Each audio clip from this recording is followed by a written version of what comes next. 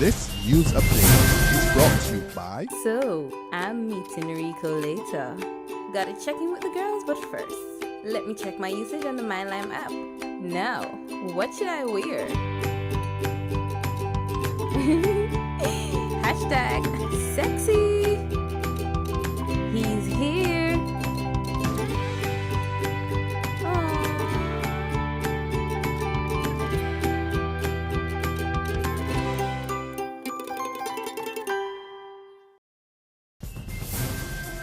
It's Monday, May 18th, and time for your Barbados Today morning update. I'm Fernella Wedderburn. So glad you can join us. We begin with news of a serious road accident. 6 people, including a woman who was said to be in very serious condition, were rushed to the hospital last night after a ZR overturned in St. Thomas, leaving a total of 13 passengers injured.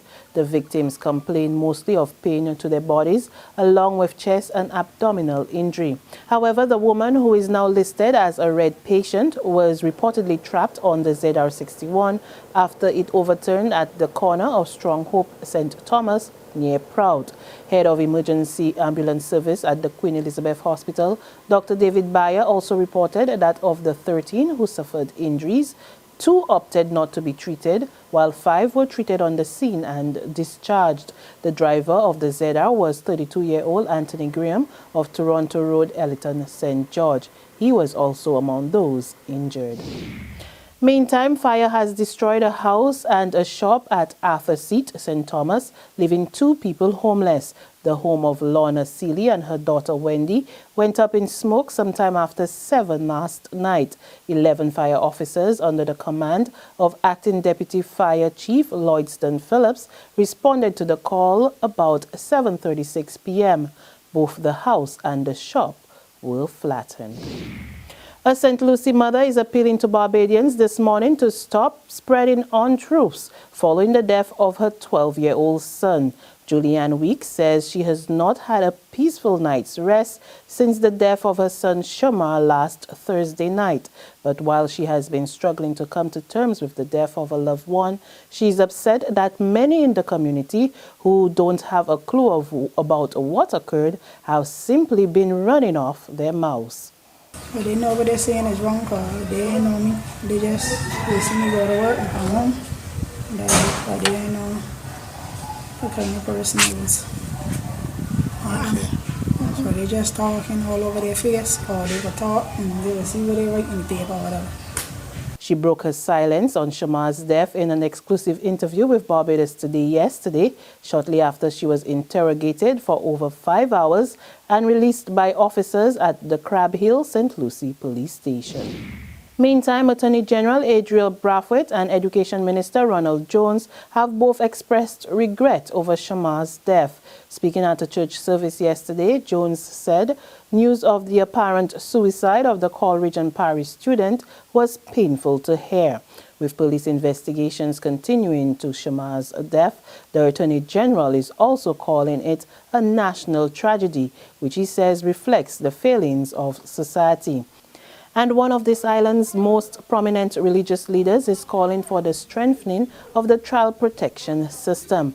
Pastor David Durant, who is also a government senator, says abuse cases must be fully investigated, even in cases where parents may be pleading for charges to be dropped. He was speaking at a church service observing Child Month. Pastor Durant also appealed to parents not to abandon their responsibilities to their children, warning that matters related to child care and abuse were no longer private.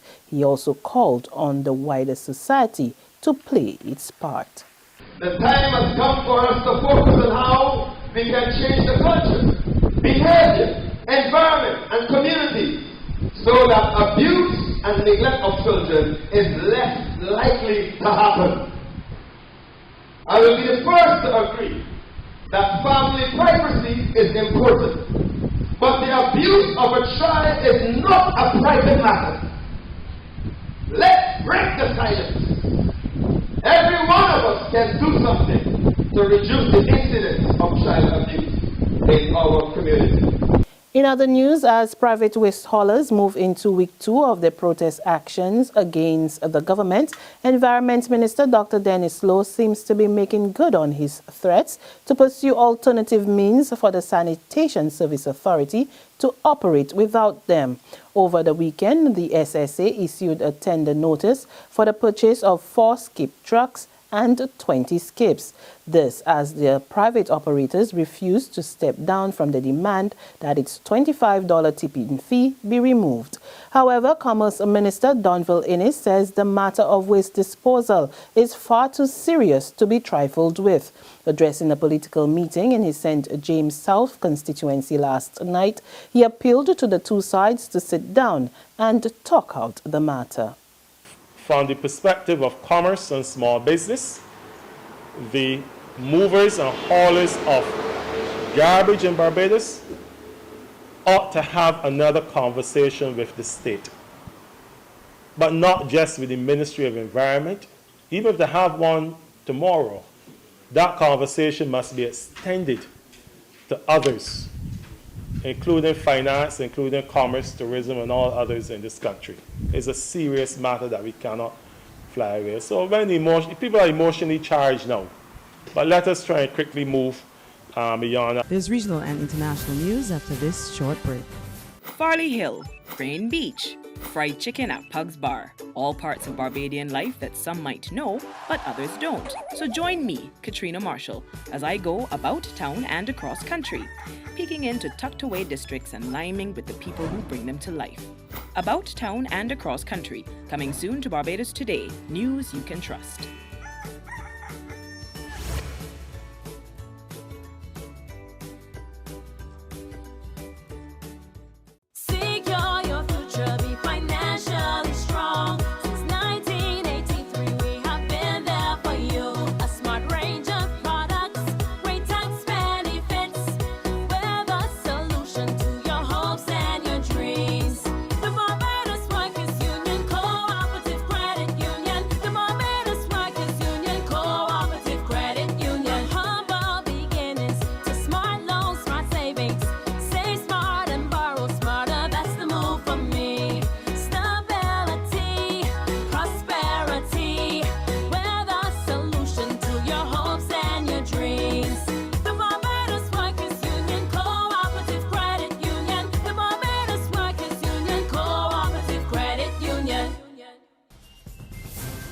We pick up with news from the region. 38 migrants from Cuba who had been stuck in a legal limbo aboard a U.S. Coast Guard ship have been sent home. Coast Guard Petty Officer Mark Barney says the group was repatriated yesterday morning, ending weeks of waiting. The migrants were detained in April.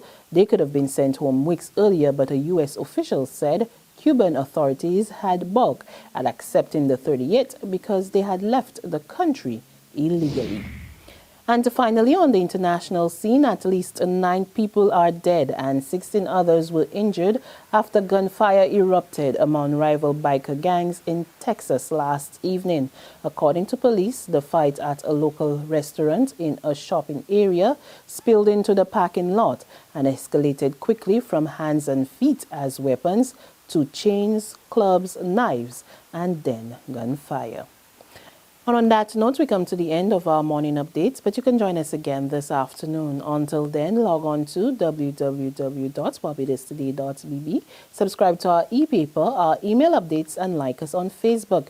You can also catch us on Izumi Media in bus terminals or screenplay at supermarkets and gas stations near you.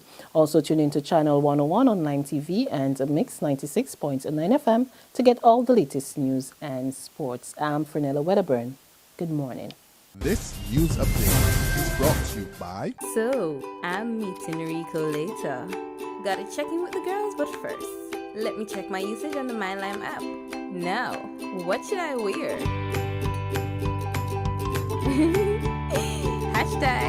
#sexy.